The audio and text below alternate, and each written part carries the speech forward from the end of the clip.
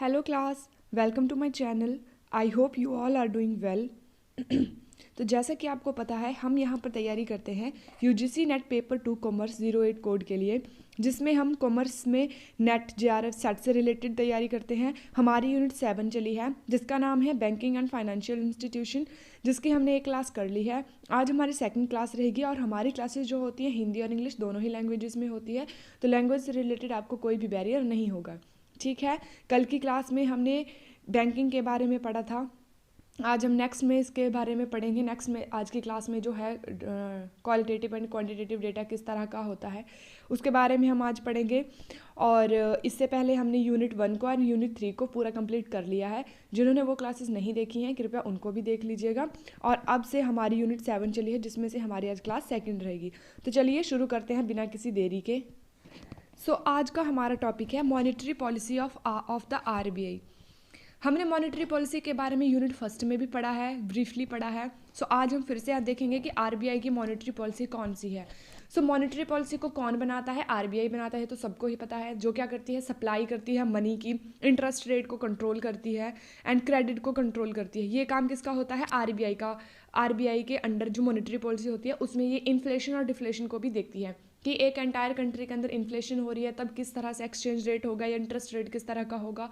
अगर डिफ्लेशन है तो किस तरह का मतलब मनी की पूरी के पूरी सप्लाई को कौन देखता है कि कब फ्लो करना है, कब आउटफ्लो करना है, कितनी मनी मार्केट में होनी चाहिए, कितनी नहीं होनी चाहिए। इस सब को कौन प्रोसेस करता है, किसी की कौन इसके बारे में पॉलिसी बनाता है आरबीआई, जिसको आप बोलते हो आरबीआई की मॉनेटरी पॉलिसी। क्या बोलते हो? आरबीआई की मॉनेटरी। क्या होता है? Monetary policy refer to the process by which the RBI controls the money supply, interest rate and credit availability to achieve economic stability. क्या करता है आपका जो मॉनेटरी पॉलिसी होती है आरबीआई के द्वारा ये बनाई जाती है, ये क्या करती है? ये एक ऐसा प्रोसेस होता है आरबीआई का जो कंट्रोल करता है मनी की सप्लाई को, कि कितनी सप्लाई आपने मार्केट में करनी है, कितनी सप्लाई आपके किस टाइम पर मार्केट के अंदर होनी चाहिए, और आपका इंटरेस्ट रेट क्या होगा उसके ऊपर। क्योंकि इंटरेस्ट रेट को कौन डिसाइड करता है? जो बैंक आपके इंटरेस्ट रेट देते हैं, या कितने के ऊपर कितना इंटरेस्ट रेट दिया जाएगा, कितनी लैंडिंग के ऊपर कितना देना है, इस सब को कौन देखता है? ये किसका प्रोसेस है? इसको कौन रेफर करता है? आरबीआई। एंड क्रेडिट अवेलेबिलिटी, ये देखता है कि क्रेडिट की अवेलेबिलिटी उपलब्ध है मार्केट के अंदर, होनी चाहिए, कितनी होनी चाहिए। और एक इसका मेन मोटिव क्या होता है कि अचीव क्या करना? इकोनॉमिक स्टेबिलिटी को, कि जो हमारा एंटायर इकोनॉमी है इसमें स्टेबिलिटी होनी चाहिए। स्टेबिलिटी का मतलब क्या हो गया? एक्सचेंज रेट जो है आपका वो ज़्यादा आपका वेरी नहीं करना चाहिए, तो स्टेबल होना चाहिए। एक्सचेंज रेट में जो आपकी बाहर की करेंसी होती है, इंडिया की करेंसी है मान लीजिए, उसके बीच में आपका ज़्यादा डिफरेंस नहीं होना चाहिए। एंड ग्रोथ, ये ग्रोथ को भी देखता है। इकोनॉमिक आपका स्टेबल रहे और साथ साथ में वो ग्रो करे। The RBI implement monetary policy through tools like repo rate and cash reserve ratio and statutory liquidity ratio. इनकी फुल फॉर्म क्या है? Cash reserve ratio, statutory liquidity ratio. अब क्या होता है? आरबीआई इंप्लीमेंट करता है मॉनेटरी पॉलिसी को किसके थ्रू? बैंक के अंदर जो आपकी रेपो रेट होती है। रेपो रेट क्या होता है? जिस दर के ऊपर आपको आरबीआई कमर्शियल बैंक को लोन देता है वो होता है रेपो रेट। वहीं पर कैश रिजर्व रेशियो क्या होती है कि हर एक बैंक को क्या करना पड़ेगा? अपने टोटल जो उनके पास अमाउंट होता है उसका कुछ परसेंट उसको आरबीआई के पास रखना पड़ता है। स्टैट्यूटरी लिक्विडिटी रेशियो क्या होती है कि हर एक बैंक को 1% तक, कुछ सीमा तक कैश में, गोल्ड हो गया, कैश हो गया, इसी तरह से लिक्विडिटी रेशियो उसको अपने पास रखनी पड़ेगी हर टाइम पे। इन सब को कौन देखता है? आरबीआई देखता है। इससे रिलेटेड सब प्रकार की चीज़ों को आरबीआई बनाता है ताकि क्या किया जा सके? कंट्रोल किया जा सके इन्फ्लेशन को। रेपो रेट से आप कंट्रोल कर सकते हो इन्फ्लेशन को, मैनेज किया जा सके लिक्विडिटी को, एंड प्रमोट किया जा सके इकोनॉमिक डेवलपमेंट को। ये होती है आपकी आरबीआई की मॉनेटरी पॉलिसी, ठीक है। उसके बाद ऑब्जेक्टिव्स देख लेते हैं ऑफ मॉनेटरी पॉलिसी क्या होते हैं। The RBI monetary policy aims to achieve multiple economic goals. क्या होता है? सबसे पहले प्राइस स्टेबिलिटी, इन्फ्लेशन को कंट्रोल करना। प्राइस स्टेबिलिटी हो गया कि कीमतों के अंदर आपको स्थिरता बनाए रखनी है। इन्फ्लेशन को कंट्रोल करना है। अगर कीमतें आपकी बढ़ रही हैं बहुत ज़्यादा मात्रा में, अगर आपकी कीमतें बढ़ रही हैं तो उसको आपको कंट्रोल करना है। ये मॉनेटरी पॉलिसी का सबसे पहला कार्य है। The primary objective is to keep inflation under control while ensuring economic growth. साथ साथ में क्या करना है, आपको इकोनॉमिक ग्रोथ को भी एंश्योर करना है कि आपकी इकोनॉमिक ग्रोथ भी होती रहे एंड आपका इन्फ्लेशन जो है वो भी आपका अंडर कंट्रोल रहे। Bye adjusting interest rate and money supply, किस चीज़ से प्राइस स्टेबिलिटी आपकी स्टेबल रहेगी, जब आप एडजस्ट करोगे इंटरेस्ट रेट को, है ना, एंड मनी की सप्लाई को। मनी की सप्लाई को जब मार्केट में आप भेजोगे तभी तो आपका इन्फ्लेशन कंट्रोल होगा। आरबीआई एंश्योर करता है प्राइस स्टेबिलिटी को किस तरह से, एडजस्ट करके इंटरेस्ट रेट को, एडजस्ट करके मनी सप्लाई को, और एंश्योर करता है कि प्राइस आपके स्टेबल रहे। सो ये आपका ऑब्जेक्टिव है आरबीआई का। इकोनॉमिक ग्रोथ, कि आपकी एंटायर जो इकोनॉमी है उसकी ग्रोथ हो। Ensure sufficient credit flow to businesses and industries for economic expansion. क्या किया जाएगा, जो क्रेडिट है, जो पैसा है, जो उधार की सुविधाएं हैं, वो आपके बिजनेसेस को और आपके इंडस्ट्रीज को दी जाएंगी ताकि वे अपने बिजनेस को एक्सपेंड कर सके, उनका एक्सपेंशन कर सके, जिसकी वजह से जो आपका टैक्सेस वगैरह होते हैं वो सरकार को मिल सके, जिसकी आपकी इकोनॉमी ग्रोथ करती है। सो ये है इकोनॉमिक ग्रोथ में भी वो हेल्पफुल होती है। उसके बाद आता है फाइनेंशियल स्टेबिलिटी। अब ऐसा नहीं है कि आपको इकोनॉमी ही स्टेबल रखनी है, साथ साथ में फाइनेंशियल स्टेबिलिटी भी होनी चाहिए। जिसको पैसा चाहिए उसको मिल जाए इजीली, जिसको इन्वेस्टमेंट कहीं करना है वो इजीली कर सके। तो फाइनेंस से रिलेटेड किसी भी तरह की कोई भी प्रॉब्लम जो है अकॉर्डिंग टू आपके कंट्री के अंदर नहीं होनी चाहिए।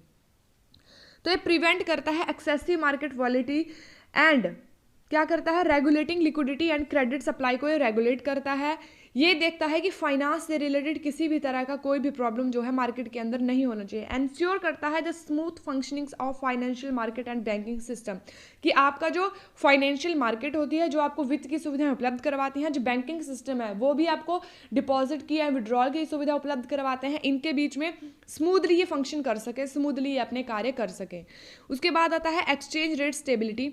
इसको आप बोलते हो कि जब आप विनिमय दर को आपको स्थिर रखना है, ये भी किसके द्वारा किया जाएगा, आरबीआई के द्वारा किया जाएगा। क्योंकि हर प्रकार के विदेशी लेन देन को कौन देखता है, आरबीआई, क्योंकि आरबीआई क्या है, आपका सेंट्रल बैंक है, ये देखता है। अब ये क्या करेगा, एक्सचेंज रेट की स्टेबिलिटी की ओर भी ध्यान देगा। Manages foreign exchange reserve and interventions to prevent extreme fluctuation in the rupee value. अगर रुपीज़ के वैल्यू में, पैसे के वैल्यू में, आपके रुपए के वैल्यू में कुछ ज़्यादा फ्लक्चुएशंस हो रही हैं, ज़्यादा उतार चढ़ाव हो रहे हैं, तो उनको भी प्रिवेंट करता है, उनमें भी हस्तक्षेप करता है, उनको भी सही करने की कोशिश करता है, मैनेज करता है फॉरेन एक्सचेंज को। Control currency volatility to ensure क्या करता है, कंट्रोल करता है करेंसी की वॉलेटिलिटी को। अब वॉलेटिलिटी क्या होती है, बहुत ज़्यादा फ्लक्चुएशंस, इसको एंश्योर करता है ताकि वो स्टेबल रहे। इसके बाद आता है एम्प्लॉयमेंट जनरेशन। अब ये क्या करता है, मॉनेटरी पॉलिसी फ्लो करती है किसका, मनी का मार्केट के अंदर, तो लोगों को एम्प्लॉयमेंट जनरेट होता है। जैसे ये क्रेडिट की सुविधाएं अगर देती हैं तो लोग अपने हिसाब से स्मॉल बिजनेसेस या बड़े बिजनेसेस को वो खोल सकते हैं, तो एम्प्लॉयमेंट को जनरेट करते हैं।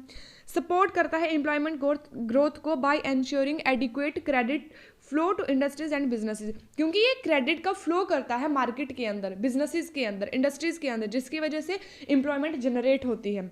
Encourage investment in job creation sector like infrastructure and MSMEs. जो आपके मीडियम स्मॉल एंड एंटरप्राइजेज होते हैं उसके लिए भी ये क्या करता है, क्रेडिट की सुविधाएं उपलब्ध करवाता है। उसके बाद आता है controlling money supply and liquidity. अब क्या करती है आपकी मॉनेटरी पॉलिसी, कंट्रोल करती है मनी सप्लाई को। इसका मेन ऑब्जेक्टिव ही ये है, फंक्शन है, मनी सप्लाई को कंट्रोल करना है, लिक्विडिटी को बनाए रखना। किस तरह से करती है, कैश रिजर्व रेशो हो गया, स्टैट्यूटरी लिक्विडिटी रेशियो हो गया, ओपन मार्केट ऑपरेशंस हो गया, मैनेज करती है इसके थ्रू लिक्विडिटी को। अभी इसके बारे में हम इसके आगे पढ़ेंगे, जो इसके क्वांटिटेटिव मेथड्स होते हैं उसके अंदर हम इसको बहुत ब्रीफली पढ़ेंगे। Prevent excess money flow that could lead to inflation और एसेट बबल्स। तो ठीक है, ये है आपके पास। नेक्स्ट टॉपिक आपके पास आता है, जो आपके पास मेन टॉपिक है। यहाँ से आपको मैचिंग का क्वेश्चन आ सकता है, सिंपल क्वेश्चन आ सकता है, स्टेटमेंट में भी यहाँ से क्वेश्चन आपका आ सकता है, जो है आपके पास techniques and instrument of monetary policy. क्या है, techniques and instruments of monetary policy. अब आपके पास दो तरह की टेक्निक्स आती हैं, दो तरह के इंस्ट्रूमेंट आते हैं। पहला आता है क्वांटिटेटिव, जिसको आप बोलते हो मात्रात्मक। कैसे, मात्रात्मक, जनरल क्रेडिट कंट्रोल, इसको आप बोलते हो कि अफेक्ट करता है overall money supply in the economy के ऊपर, क्वांटिटी में, जिसको आप मेजर कर सकते हो। नेक्स्ट आपका आता है क्वालिटेटिव, जिसको आप बोलते हो गुणात्मक, अब ये क्या करता है, एक स्पेसिफिक सेक्टर के ऊपर टारगेट करता है क्रेडिट को कंट्रोल करने के लिए, और जो आपका क्वांटिटेटिव आता है वो ओवरऑल के ऊपर एक साथ में कंट्रोल करता है, क्योंकि जो पॉलिसीज उसमें बनाई जाएगी वो सबके लिए एक समान होगी। लेकिन जो आपके क्वालिटेटिव में बनाई जाएंगी पॉलिसीज वो सबके लिए एक समान नहीं होगी, है ना, क्योंकि उसमें स्पेसिफिक सेक्टर के लिए अलग से आप पॉलिसीज बनाते हो। तो चलिए फर्स्ट देखते हैं कि what is the meaning of quantitative instrument, जिसको आप जनरल क्रेडिट कंट्रोल बोलते हो, जो सबके लिए एक समान होता है। These instruments regulate the total credit and money supply in the economy. अब ये क्या करते हैं, टोटल क्रेडिट को देखते हैं, मनी सप्लाई को देखते हैं इकोनॉमी के अंदर। सबसे पहले आपके पास आता है बैंक रेट। क्या आता है, बैंक रेट। अब बैंक रेट आपका क्या होता है, इंटरेस्ट रेट को आप बैंक रेट बोलते हो। बैंक रेट होता है आपका कि the bank rate is the interest rate at which the RBI lends money to commercial bank without collateral. अब क्या होता है, जब आपने क्या किया है, एक सेकेंड, जो आपके कमर्शियल बैंक्स होते हैं, कमर्शियल बैंक्स को जब आरबीआई ऋण देता है, कमर्शियल बैंक्स को आरबीआई ऋण देता है, तो उसके बदले में आरबीआई कमर्शियल बैंक से कितना % इंटरेस्ट चार्ज करता है उस ऋण के बदले में, उसको आप बोलते हो बैंक रेट। अगर आपका आरबीआई ज़्यादा मात्रा में ऋण के ऊपर इंटरेस्ट रेट कमर्शियल बैंक से चार्ज करता है, वहीं पर इंटरेस्ट रेट जो होगा कमर्शियल बैंक आम जनता से ज़्यादा मात्रा में चार्ज करेंगे। वहीं पर आरबीआई यदि कमर्शियल बैंक से कम मात्रा में इंटरेस्ट रेट चार्ज करेंगे, तो आपके जो कमर्शियल बैंक्स होंगे वो आम जनता से कम मात्रा में इंटरेस्ट रेट को चार्ज करेंगे। सो ये होता है bank rate policy. A higher bank rate discourage borrowing. अगर हायर बैंक रेट होंगे तो बोरोइंग को डिस्करेज करेंगे। क्यों डिस्करेज करेंगे, क्योंकि इसके कारण क्या होगा, जो आपके बोरोइंग होंगे वो बहुत ज़्यादा महंगे हो जाएंगे। And reduce liquidity and controlling inflation. अब lower bank rate encourage borrowing. अगर आपके पास बैंक रेट लोअर होंगे तो वो इनकरेज करेंगे बोरोइंग को। क्यों उधार को वो इनकरेज करेंगे, क्योंकि क्या होगा, आपके बैंक रेट कम मात्रा में होंगे, इंटरेस्ट रेट आपको लोन के ऊपर कम देना पड़ेगा। Increasing money supply and boosting economic growth. इसकी वजह से क्या होता है, मनी सप्लाई को इंक्रीज किया जाता है एंड इकोनॉमिक ग्रोथ आपकी इंक्रीज होती है। उसके बाद आपके पास नेक्स्ट टॉपिक आता है repo rate and reverse repo rate.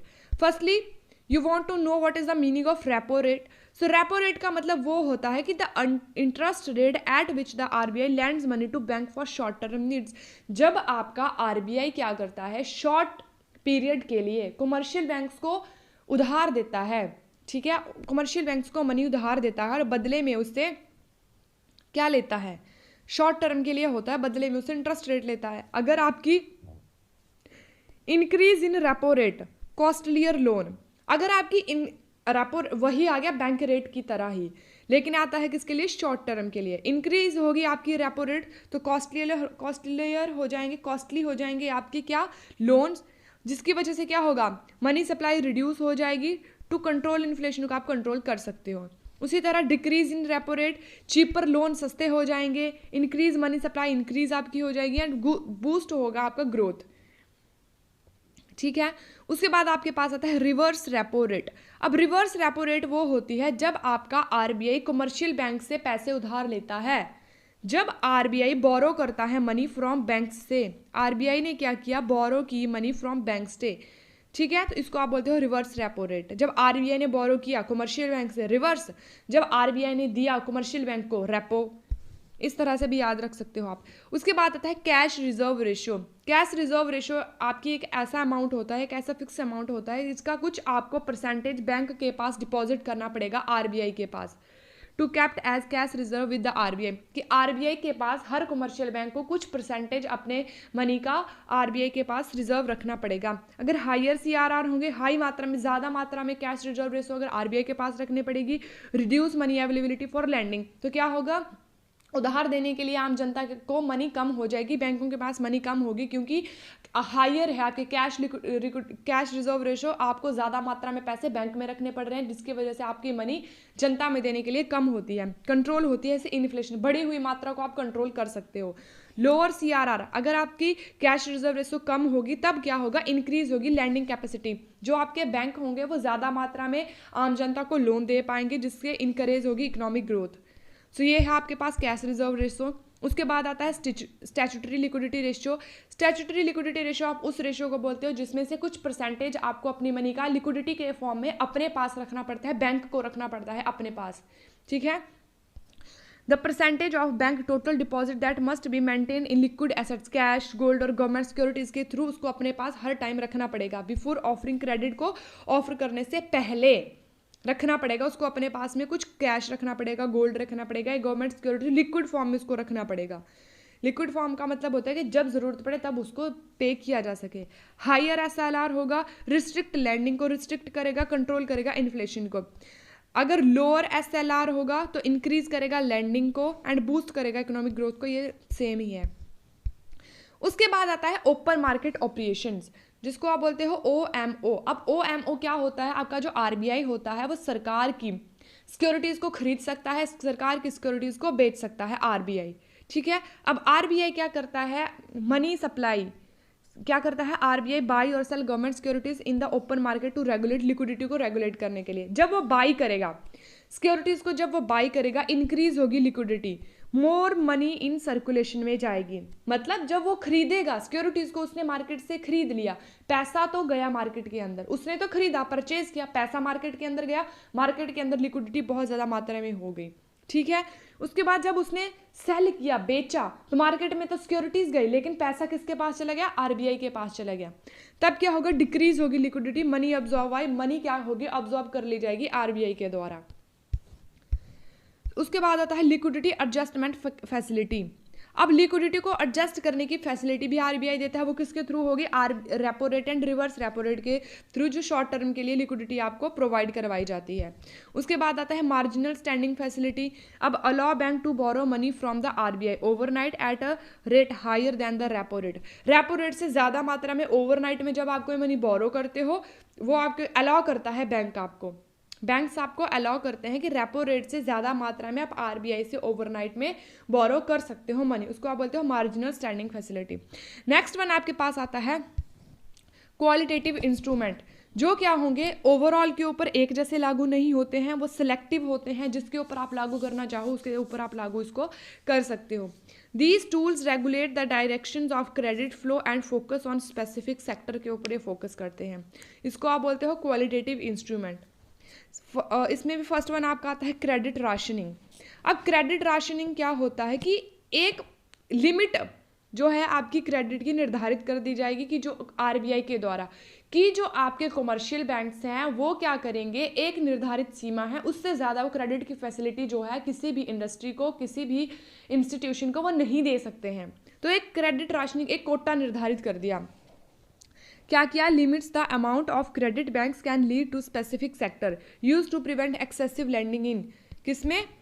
Speculative sector like real estate and stock markets में, ताकि रियल एस्टेट का जो आपका मार्केट है एंड स्टॉक मार्केट है इसमें ज़्यादा पैसे का फ्लो ना हो सके। इसके लिए क्या किया? क्रेडिट को राशनिंग कर दी कि आपको एक कोटा निर्धारित कर दिया, इससे ज़्यादा मात्रा में आप किसी को लोन की सुविधा उपलब्ध नहीं करवा सकते। ये RBI के द्वारा किया। उसके बाद क्या आ गया आपके पास? उसके बाद आपके पास आ गया मॉरल सुएशन। क्या आ गया? Moral suasion. अब इसका मतलब क्या होता है? नैतिक प्रभाव। बैंकों के ऊपर नैतिक प्रभाव बना दिया गया, इस तरह से उनके साथ मीटिंगें की। कॉमर्शियल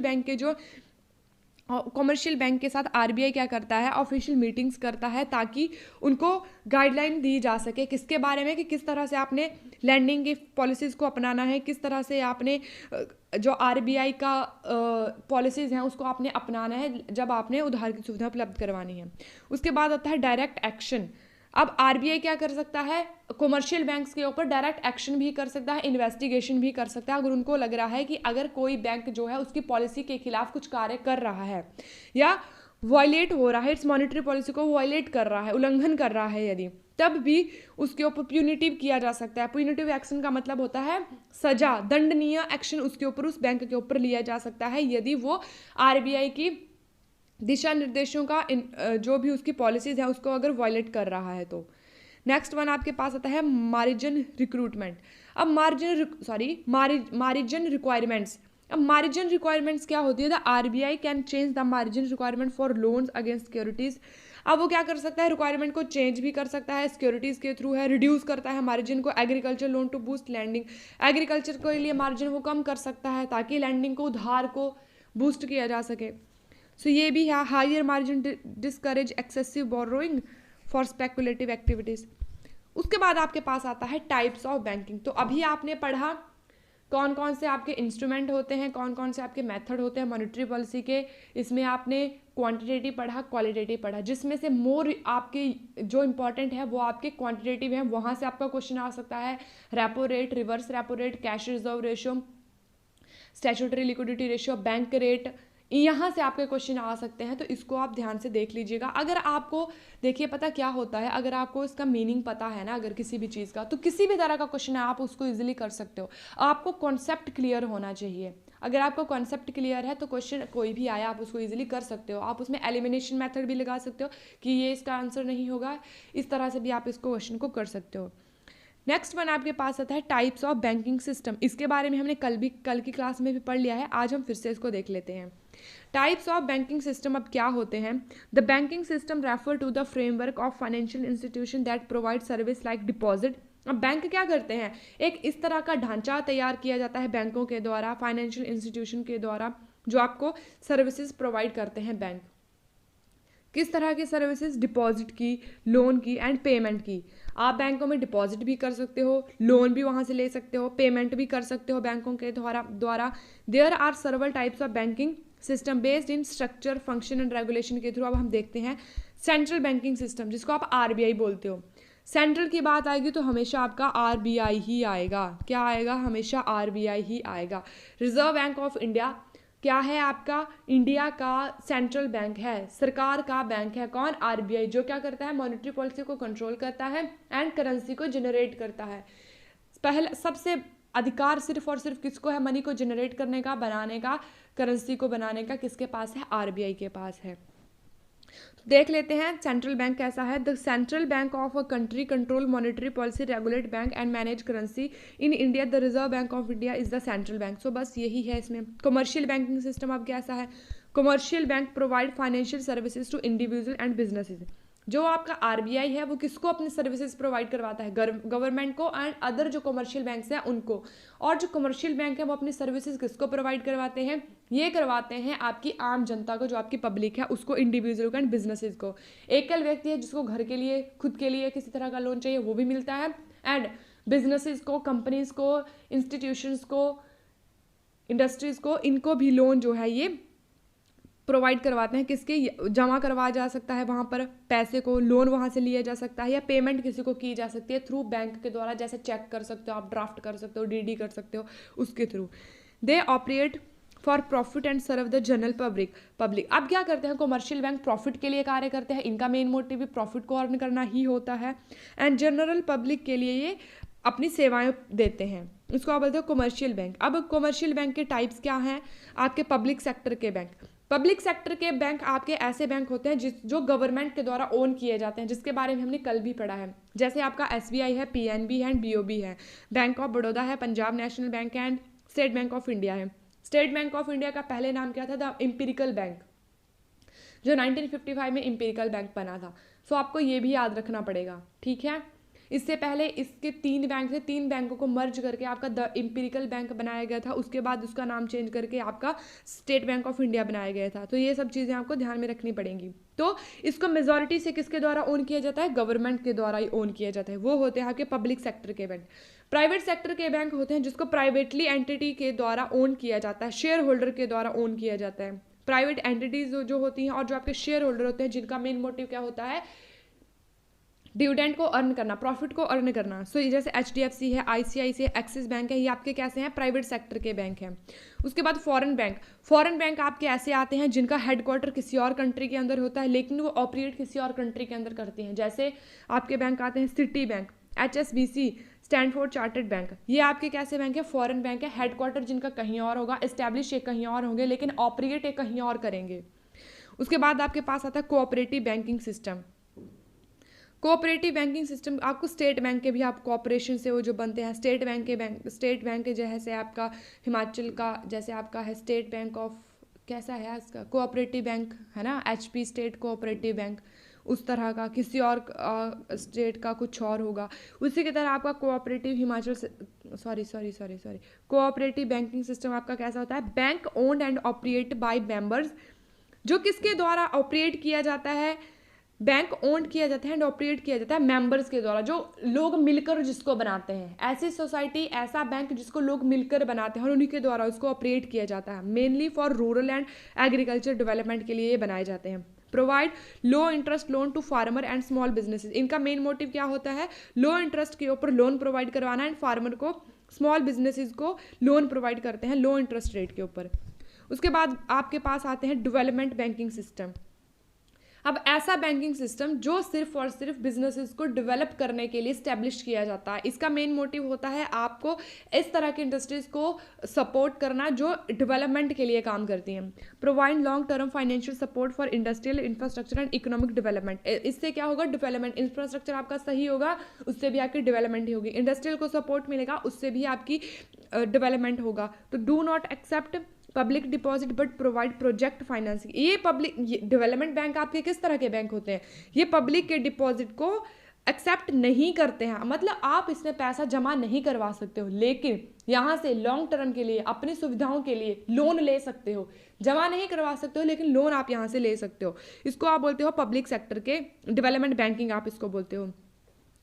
जैसे आपका बैंक है IFCI, industrial finance corporation of India, ये क्या करता है? डेवलपमेंट के लिए फाइनेंस प्रोवाइड करता है लेकिन डिपॉजिट को स्वीकार नहीं करता है। जैसे आपका SIDBI है, small industries development bank of India है। जैसे आपका NABARD है, ये भी एग्रीकल्चर एंड रूरल डेवलपमेंट के लिए फाइनेंस की सुविधाएं उपलब्ध करवाते हैं। इसके बाद आपके पास आता है इन्वेस्टमेंट बैंकिंग सिस्टम। कैसा आता है? इन्वेस्टमेंट बैंकिंग सिस्टम जो डील्स करता है, डील विद कॉर्पोरेट फाइनेंस के, मर्जर एक्विजिशन के एंड स्टॉक मार्केट ट्रेडिंग के। Investment banks do not take deposit but help businesses raise capital. ये क्या करते हैं? डिपॉजिट में भी हेल्प नहीं करते हैं, लेकिन बिजनेसेस को अगर कैपिटल की सुविधा चाहिए होती है कि उनको मतलब इन्वेस्टमेंट कहाँ पे करना चाहिए, इससे रिलेटेड इनको सुविधाएं देते हैं, सर्विसेज देते हैं। सो इस तरह के बैंक होते हैं। जैसे आपका गोल्डमैन है, जैसे आपका मॉर्गन है, जैसे आपका JP मॉर्गन, ये इस तरह के ये बैंक हैं। उसके बाद आपके पास आता है retail banking system. Retail banking system होता है जो आपको फाइनेंस की सुविधाएं उपलब्ध करवाते हैं इंडिविजुअल कस्टमर को। किसको करवाते हैं? इंडिविजुअल कस्टमर को, जो आपके पर्सनल बैंकिंग भी आप इसको बोलते हो। एक अकेले व्यक्ति को, एक इंडिविजुअल को जब आप फाइनेंस की सुविधा उपलब्ध करवाते हो उसको आप रिटेल बैंकिंग बोलते हो। Offer saving account, personal loan, credit, इस तरह के जैसे SBI, HDFC, ICICI बैंक करते हैं।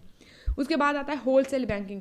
अब होलसेल बैंकिंग आपकी इस तरह की बैंकिंग होती है जो क्या करती है? जो बल्क में ट्रांजैक्शन करती है, बल्क में बिजनेसेस को बहुत ज़्यादा मात्रा में लोन प्रोवाइड करती है। Provide service to large corporation, businesses and governments rather than individual customer.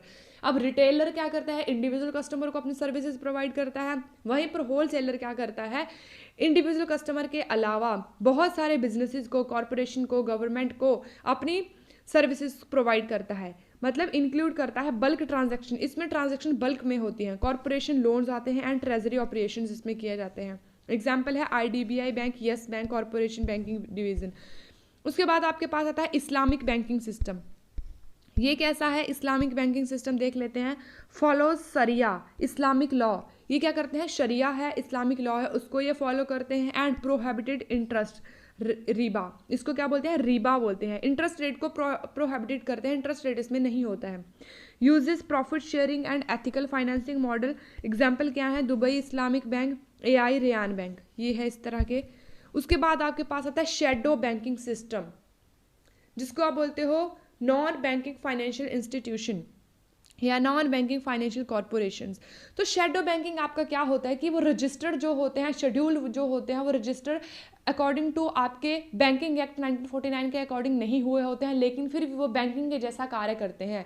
मतलब कि एक ऐसे बैंक होते हैं जो बैंकों के द्वारा रजिस्टर्ड नहीं किए जाते हैं और ना ही उसमें रजिस्टर्ड होते हैं, लेकिन क्या करते हैं बैंकों के जैसा ही सर्विसेज प्रोवाइड करवाते हैं। उसको आप बोलते हो NBFCs, non banking financial corporation या institutions. Provide bank like services without full banking regulation के थ्रू। विदाउट फुल रेगुलेशन के थ्रू ये क्या करते हैं? बैंकिंग के जैसे सर्विसेज प्रोवाइड करते हैं। Include micro finance institution, hedge fund, पेडे लेंडर्स, एग्जाम्पल इन इंडिया कैसे है, बजाज फाइनेंस जैसे करते हैं, मुथूट फाइनेंस जैसे आपके करते हैं, श्रीराम ट्रांसपोर्ट फाइनेंस, ये आपके शेडो बैंकिंग सिस्टम है। ये रेगुलेट जो हैं वो पूरी तरह से बैंकिंग के थ्रू नहीं हुए हैं, लेकिन फिर भी बैंकिंग के जैसे सर्विसेज आपको प्रोवाइड करते हैं। ठीक है, सो आज की क्लास में बस इतना ही। आज की क्लास में हमने टाइप्स देख लिए, इसके इंस्ट्रूमेंट्स देख लिए, मॉनेटरी पॉलिसी को देख लिया, मॉनेटरी पॉलिसी के ऑब्जेक्टिव्स देख लिए। तो आई होप कि आपको क्लास अच्छी लगी होगी, आपको समझ में आया होगा। आज हमारा एक चैप्टर खत्म हो गया है बैंकिंग एंड फाइनेंशियल इंस्टीट्यूशन का, कल हम नेक्स्ट चैप्टर की ओर चलेंगे और इसी के साथ ही कुछ 5-7 क्लासेस हमारी इसकी और लगेंगी और हमारी ये यूनिट भी ख़त्म हो जाएगी। ठीक है, सो जो प्रीवियस क्लासेस है यूनिट 1 की है या यूनिट 3 है, उसका लिंक मैं आपको डिस्क्रिप्शन में दे दूँगी, वहाँ से आप इसको देख लीजिएगा। साथ में इसके कुछ मॉक टेस्ट्स भी लगाए हैं, उनको भी आप कर लीजिएगा। और आज की क्लास में बस इतना ही। Thank you. अगर आपको सही अच्छा लगा होगा सेशन तो लाइक कीजिएगा, कमेंट कीजिएगा, सब्सक्राइब कीजिएगा। Thank you so